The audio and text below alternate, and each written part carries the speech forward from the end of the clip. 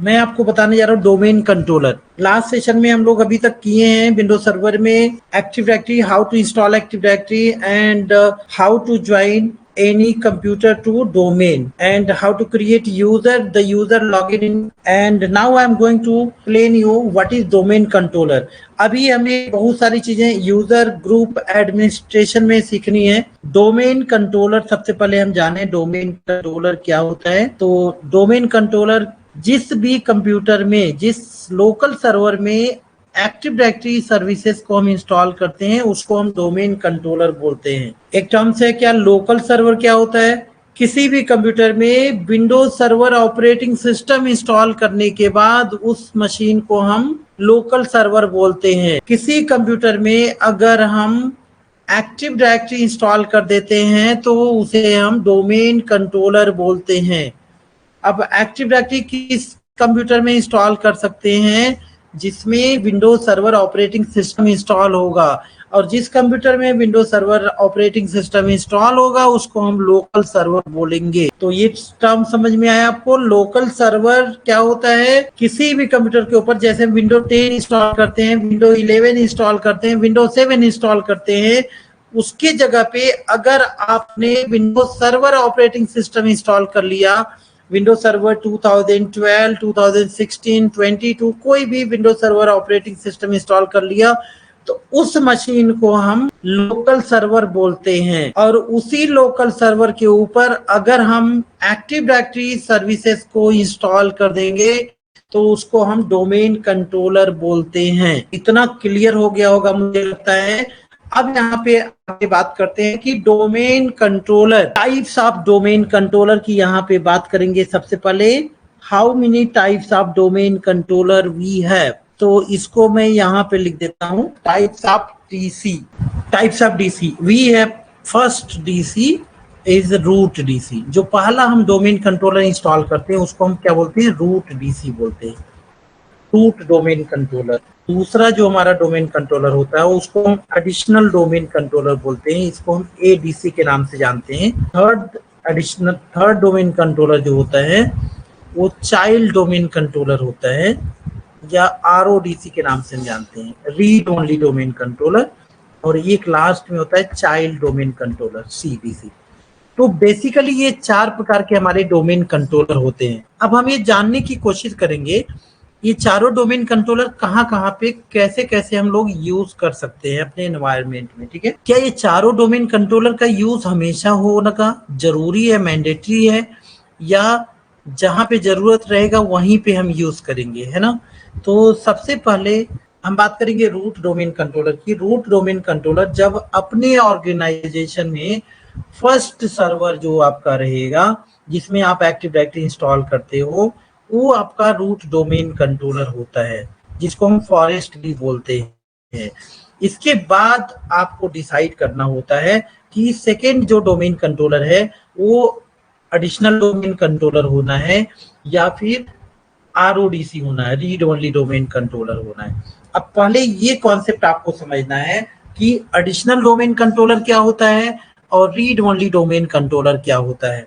तो हम यहाँ पे एक ऑर्गेनाइजेशन का सिनेरियो हम ले रहे हैं, और जैसे सपोज करिए ये हमारी कंपनी है, ये हमारी एक कंपनी है, ये रूट डीसी है, और जहां से हमने एक लिया एडिशनल डोमेन कंट्रोलर और एक मैंने लिया इधर रीड ओनली डोमेन कंट्रोलर। ये हमारा रूट डीसी है, ये this is additional domain controller ADC, and this is read only domain controller आरओडीसी।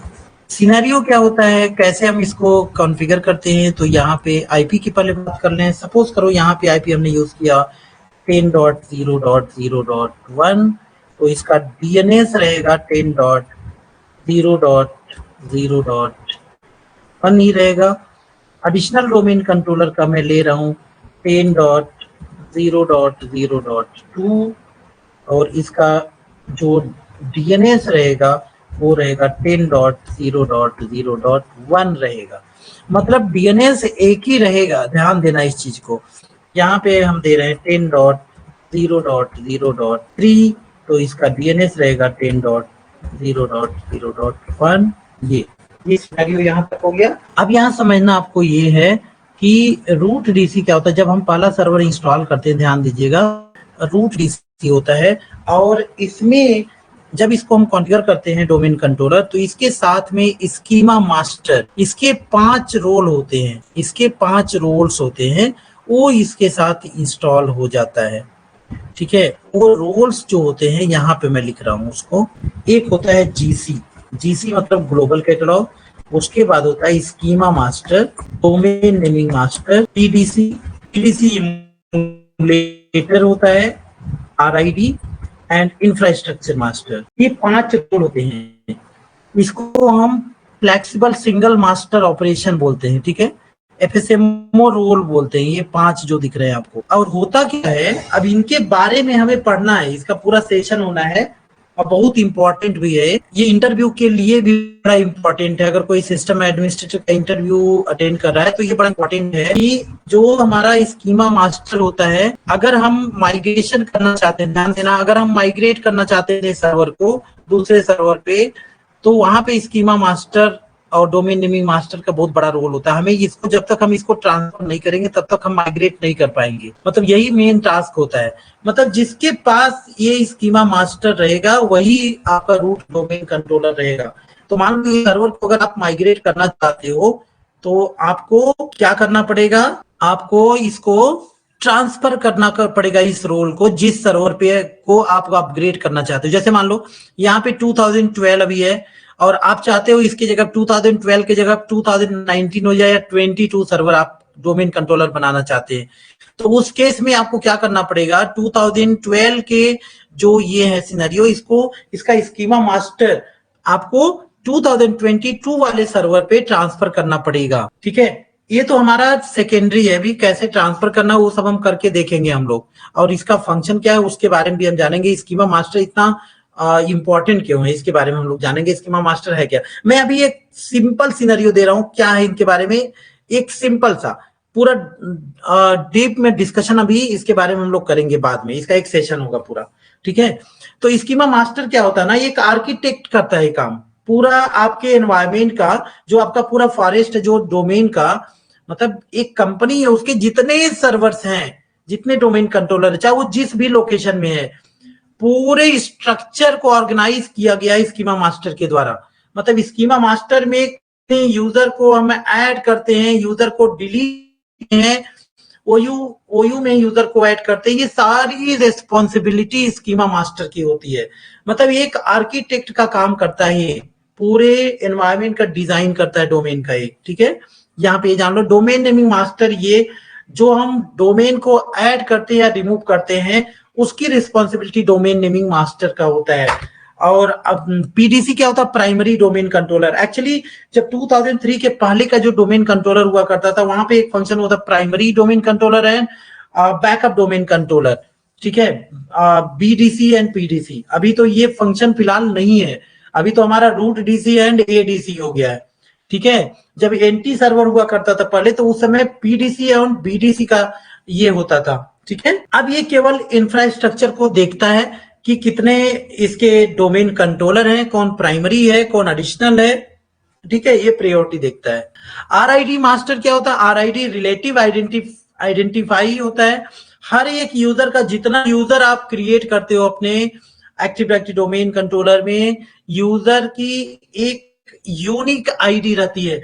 आप देखते होंगे एक यूजर आपने बना लिया तो उस पूरे एनवायरमेंट में आप उस नाम का दूसरा यूजर सेम नहीं बना सकते।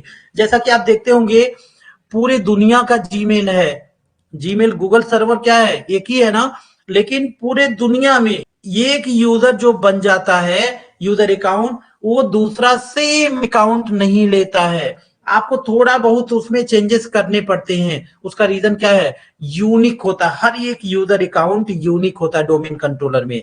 तो हर एक जो यूनिक होता है उसको आइडेंटिफाई कैसे करेंगे, उसकी रिस्पॉन्सिबिलिटी लेता है आरआईडी। आरआईडी क्या करता है, हर एक यूजर की एक आइडेंटिटी बनाता है, उसका देखता है। ठीक है, वहां से आप देख सकते हैं। और लास्ट में इंफ्रास्ट्रक्चर मास्टर पूरे एनवायरमेंट का इंफ्रास्ट्रक्चर देखता है, कहां से किसमें ट्रस्ट है, कहां से क्या है, इसके बारे में पूरा इंफ्रास्ट्रक्चर मास्टर देखता है।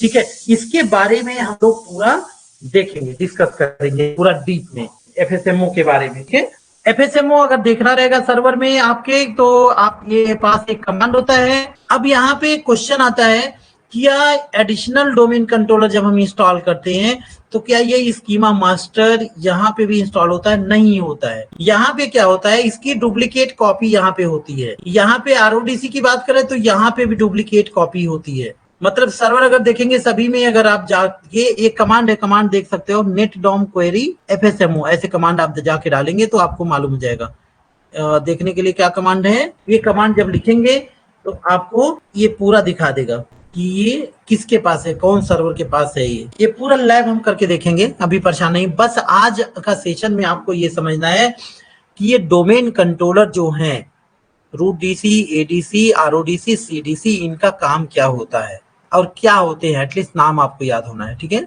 अब यहाँ बात करो एडिशनल डोमेन कंट्रोलर की, तो एडिशनल डोमेन कंट्रोलर क्या होता है? बैकअप डोमेन कंट्रोलर इसको बोलते हैं। मतलब ये जो है ना, रूट का बैकअप होता है। जो भी यूजर आप यहाँ पे क्रिएट करते हो, जो भी ग्रुप क्रिएट करते हो, वो यहाँ पे क्रिएट करते हो रूट डीसी में, वो रेप्लीकेट हो जाता है एडीसी में ऑटोमेटिक। जो भी यूजर हम बनाएंगे यहाँ पे, वो कहाँ पे आ जाएगा? एडीसी में। जो यूजर हम एडीसी में बनाएंगे वो रूट डीसी में चला जाएगा। अच्छा, यहाँ पे देखना, यहाँ पे जो यूजर हम रूट डीसी बनाते हैं ये क्विकली यहाँ पे रेप्लीकेट हो जाता है, अपडेट हो जाता है इसके अंदर। बट यहाँ पे जो यूजर या जो भी बनाते हैं वो थोड़ा सा टाइम लगता है इधर होने में, लेकिन हो जाएगा वहां पे। मतलब ये समझो कि एडिशनल डोमेन कंट्रोलर चाहे और रीड ओनली डोमेन कंट्रोलर के पास जितने हमारे यूजर एंड ग्रुप एंड ओयू है, वो सारा एडीसी के पास भी रहेगा, आरओडीसी के पास भी रहेगा। अब ये होता किस लिए है? बैकअप के लिए। इन केस अगर ये फेल हो गया ये सर्वर, तो ये बैकअप देगा, क्योंकि सारे यूजर यहाँ पे हैं ऑलरेडी। और वैसे सेम यहाँ पे भी है। तो अब यहाँ क्वेश्चन आता है कि फिर एडीसी और आरओडीसी में अंतर क्या है? सेम है। जो यहाँ पे यूजर हो रहा है यहाँ रेप्लीकेट होगा, जो यहाँ में हो रहा है यहाँ हो रहा है। बस यहाँ पे क्या है, यहाँ पे एडमिनिस्ट्रेटर का पासवर्ड नहीं है। No administrator login, no administrator password. User can login, केवल यूजर लॉगिन कर सकते। ठीक है, ये अंतर है इसमें। मतलब यहाँ पे एडमिनिस्ट्रेटर लॉगिन कर सकता है, यहाँ पे यूजर लॉगिन करता है। तो इसका यूज कहाँ पे होता है? हम इसको कहाँ रखते हैं? ब्रांच ऑफिस पे। ब्रांच ऑफिस पे इसको रखते हैं। अगर मान लो कोई हमारा ब्रांच ऑफिस पे कोई सीनियर एडमिनिस्ट्रेटर नहीं है, ऐसा पर्सन नहीं है जो एक्टिव डायरेक्टरी को बढ़िया से मैनेज कर सके, तो वहां पे हम क्या करते हैं? आरओडीसी रख देते हैं। यहाँ पे एक यूजर लॉगिन होगा जो इसमें यूजर क्रिएट किया गया है, और उसको स्पेसिफिक टास्क हम डेलीगेट कर देंगे कि वो यूजर क्रिएट कर पाएगा, यूजर डिलीट कर पाएगा, पासवर्ड रीसेट कर पाएगा, सारे टास्क को नहीं कर पाएगा। सपोज करो अगर हम सारा टास्क दे दिए, एडमिनिस्ट्रेटर दे दिए, वो पर्सन को ज्यादा आइडिया नहीं है, तो वो क्या करेगा? बनाने के बजाय बिगाड़ देगा। और एक चीज जान लो, यहाँ पे कुछ बिगड़ा, कोई यूजर डिलीट हो गया, कोई सर्विसेज इनेबल या डिसेबल हो गई, ऑटोमेटिक वो रेप्लीकेट हो जाएगा कहाँ पे? रूट डीसी पे। और रूट डीसी पे हुआ, फिर यहाँ पे भी हो गया। मतलब पूरा सिस्टम क्या हो जाएगा? प्रॉब्लम आ जाएगा। इसीलिए हम देखते हैं जहां पे मैन पावर स्पेशलिस्ट नहीं है, वहां पे अगर कोई ब्रांच एक रखा है, वहां पे एक्सपर्ट नहीं है, तो वहां पे हम इंस्टीड ऑफ पुटिंग एडीसी हम आरओडीसी लगाते हैं। आरओडीसी से क्या होता है?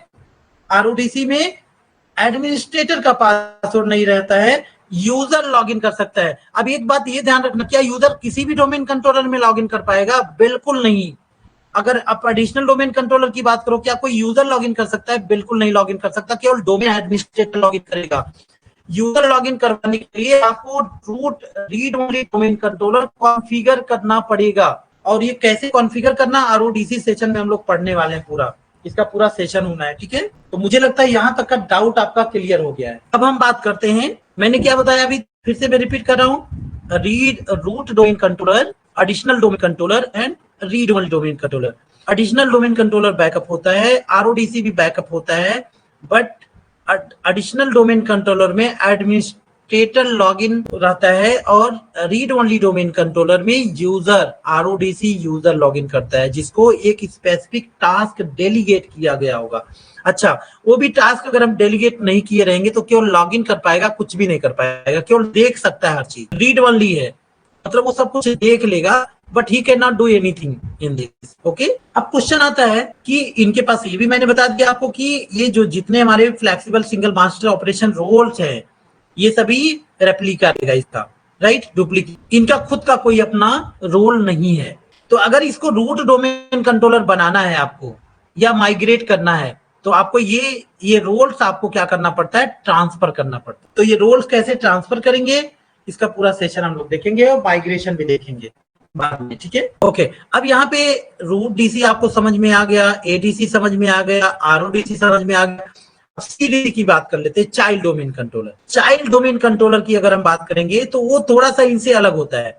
अब जैसे मान लो ये सारा हमारा एक एनवायरमेंट हो गया, ब्रांच ऑफिस और फ्रेंचाइजी में आपको अंतर समझ में आता होगा। किसी कंपनी का कहते हैं ये ब्रांच ऑफिस है और कहते हैं किसी कंपनी का ये फ्रेंचाइजी है। तो फ्रेंचाइजी और ब्रांच ऑफिस में अंतर आप समझ सकते हो। ब्रांच ऑफिस जो होता है एक ही अथॉरिटी में रहेगा, एक ही ऑनर रहेगा। फ्रेंचाइजी मतलब क्या रहेगा, हम इस कंपनी से फ्रेंचाइजी ब्रांड लिए हैं लेकिन उसका ऑनर कोई और है, ऑनर कोई है। तो इसको हम सीडीसी बोलते हैं, चाइल्ड डोमेन कंट्रोलर। और चाइल्ड डोमेन कंट्रोलर जो होता है, चाइल्ड डोमेन कंट्रोलर, यहाँ पे इसका खुद का अपना डीएनएस होता है, खुद का अपना डेटाबेस होता है। तो अब चलो यहाँ पे आईपीएम कॉन्फ़िगर कर लेते हैं इसके अकॉर्डिंग।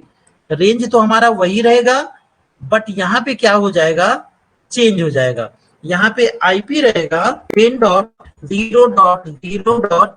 सपोज करो हम 5 दे रहे हैं, इसका डीएनएस जो रहेगा 10.0.0.5 रहेगा, इसका खुद का अपना डीएनएस रहेगा। और अल्टरनेट डीएनएस यहाँ पे रहेगा 10.0.0.1। ये इसका सिनेरियो रहेगा, ध्यान दीजिएगा, है ना। खुद का डीएनएस है बट अल्टरनेट डीएनएस हम कहाँ डालेंगे, जो हमारा रूट डीसी का है, ठीक है। मतलब ब्रांड वहीं से लिया है ना, डोमेन वही है बट इनका खुद का डीएनएस है, खुद का डेटाबेस है।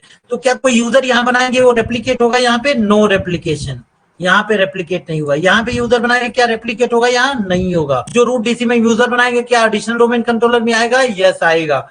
जो रूट डोमेन में यूजर बनाएंगे क्या रीड ओनली डोमेन कंट्रोलर में आएगा, यस होगा। क्या एडिशनल में जो बनाएंगे यहाँ पे आएगा, यस आएगा। मतलब ये सभी आपस में रेप्लीकेट करेंगे बट यहाँ पे कोई रेप्लीकेशन नहीं होगा, ये खुद का अपना डेटाबेस है। तो क्वेश्चन ये है, तो क्या कोई यूजर लॉगिन कर सकता है यहाँ पे इस डोमेन एनवायरनमेंट में, यस लॉगिन। मतलब यहाँ का बना हुआ यूजर इस डोमेन एनवायरनमेंट में लॉगिन तो कर सकता है बट वो रेप्लीकेशन नहीं होगा यूजर। वो लॉगिन कैसे करेगा, तो इस डोमेन से इस डोमेन में हमें ट्रस्ट बनाना पड़ेगा। और डोमेन ट्रस्ट की बात करें तो there are many domain trust type, parent child trust, forest trust, external trust, realm trust, बहुत सारे ट्रस्ट होते हैं, फेडरेशन ट्रस्ट, रिलेटिव ट्रस्ट, ठीक है। ये सब ट्रस्ट होते हैं कि किस किस डोमेन कंट्रोलर में हमें कौन सा ट्रस्ट बनाने का रीजन सिर्फ और सिर्फ एक होता है कि कोई यूजर कहीं से कहीं पे लॉगिन कर सके। सपोज करो आप जिस कंपनी में काम कर रहे हो, आप वहां से घर पे आ रहे हो, वीपीएन के द्वारा आप लॉगिन करते हो, ठीक है। तो वो भी तो एक ट्रस्ट है, तभी तो आप लॉगिन कर पा रहे हो सर्वर में, क्योंकि आपका नेटवर्क तो एकदम अलग हो गया, ठीक है। तो बिना ट्रस्ट के ये पॉसिबल नहीं था। ये चाइल्ड डोमेन कंट्रोलर होता है। अब यहाँ पे बात करते हैं फ्लेक्सिबल सिंगल मास्टर ऑपरेशन का। तो यहाँ पे इसका खुद का तीन एफएसएमओ रोल रहेगा। कौन कौन रहेगा, पीडीसी रहेगा, आरआईडी रहेगा एंड इंफ्रास्ट्रक्चर रहेगा। स्कीमा मास्टर और डोमेन नेमिंग मास्टर केवल रूट डोमेन कंट्रोलर के पास होता है। इनका अपना खुद का केवल 3 रोल रहेगा। कौन कौन, पीडीसी, आरआईडी एंड इंफ्रा। और ये दो रोल केवल इसके पास रहते हैं, ठीक है। तो ये हमारा डोमेन कंट्रोलर एनवायरनमेंट होता है और इसको हम एक एक सेशन करेंगे, फिर बाद में ये ट्रस्ट भी देखेंगे। देखो नॉर्मली जो ये ट्रस्ट होता है पेरेंट चाइल्ड का, ये बाय डिफॉल्ट रहता है, इसको हमें कुछ करने की नहीं होती है। जो भी चाइल्ड डोमेन कंट्रोलर में रूट डीसी का यूजर चाहेगा वो लॉगिन कर पाएगा। अब इसका डोमेन कैसे होगा, सपोज करो यहाँ पे हमने डोमेन है ishaninfo.com, ishaninfo.com दिया, तो इसका भी ishaninfo.com डोमेन रहेगा, इसका भी रहेगा, इसका भी रहेगा, सबका ishaninfo.com रहेगा। और इसका क्या रहेगा, अब ये देखना पड़ेगा ये ब्रांच जो है ना, फ्रेंचाइजी किस लोकेशन में। सपोज करो मेरा इंडिया में है, तो ये क्या हो जाएगा, india.ishaninfo. अब यहाँ पे जो यूजर लॉगिन कर रहा था क्या, ramesh@ishaninfo.com, arif@ishaninfo.com। अब यहाँ पे जब लॉगिन करने आएगा तो क्या लिखेगा, indiainfo.com, तब वो यहाँ पे लॉगिन कर। तो ये हमारे डोमेन की, जब हम ये पूरा लैब कर लेंगे चारों का अलग अलग टाइम में, उसके बाद एक बार और हम डिस्कस करेंगे, पूरा आपका क्लियर हो जाएगा डोमेन कंट्रोलर्स क्या होता है। आज का सेशन का हमारा उद्देश्य ये है, इसका मेन मोटिव है कि आपको एटलीस्ट डोमेन कंट्रोलर का नाम याद हो और इसके कुछ काम, कुछ इसके टास्क स्पेसिफिक आपको मालूम हो कि क्या इस का रोल होता है, क्या काम होता है। अब यहाँ पे मैंने एक चीज नहीं बताया, जीसी नहीं बताया, ग्लोबल कैटलॉग। देखो ग्लोबल कैटलॉग जब आप फर्स्ट डीसी कॉन्फ़िगर करते हो तो ग्लोबल कैटलॉग वहां पे बाय डिफॉल्ट तो इंस्टॉल रहता है, वहां पे आप रिमूव नहीं कर सकते, ऑप्शन नहीं रहता आपके पास, वो बाय डिफॉल्ट इंस्टॉल हो जाएगा, इसीलिए उसको मास्टर ग्लोबल कैटलॉग बोलते हैं। बाकी जब एडिशनल बनाओगे, चाहे रीड ओनली बनाओगे, चाहे चाइल्ड डोमेन कंट्रोल बनाएंगे, तो आपके पास ऑप्शन रहेगा कि आपको ग्लोबल कैटलॉग इंस्टॉल करना है, चेक करना है, या फिर आपको रिमूव करना, नहीं इंस्टॉल करना है। ठीक है, ग्लोबल कैटलॉग का काम क्या होता है, ये एक सर्च इंजन का काम करता है, कोई भी हमारी यूजर के द्वारा सर्च एनवायरनमेंट का काम करता है पूरे हमारे फॉरेस्ट में। क्या हमें ग्लोबल कैटलॉग को एडिशनल रीड ओनली में या चाइल्ड डोमेन कंट्रोलर में इंस्टॉल करना चाहिए? यस, कर सकते हैं। ध्यान रहे, जब ग्लोबल कैटलॉग नहीं इंस्टॉल किया तो आपको माइग्रेट करने में प्रॉब्लम आएगी। तो ये हमारा डोमेन कंट्रोलर है, इस पे कोई डाउट है और समझ में नहीं आया है तो आप एक बार हमें वो करिए, मैं आपको और एक बार मैं फिर अभी जो सर हैं उनको मैं वो कहूंगा कि कनेक्ट होने के लिए, ताकि टेक्निकली हम लोग देख लें। सभी लोगों को जरूरी नहीं रहेगा उसमें, कुछ लोग कनेक्ट हो जाएंगे, बस चेक करना रहेगा कि उनके तरफ से जो माइक वगैरह है और जो स्क्रीन वगैरह वो सभी क्लियर है। ठीक है, वो चीजें चेक करनी रहेगी।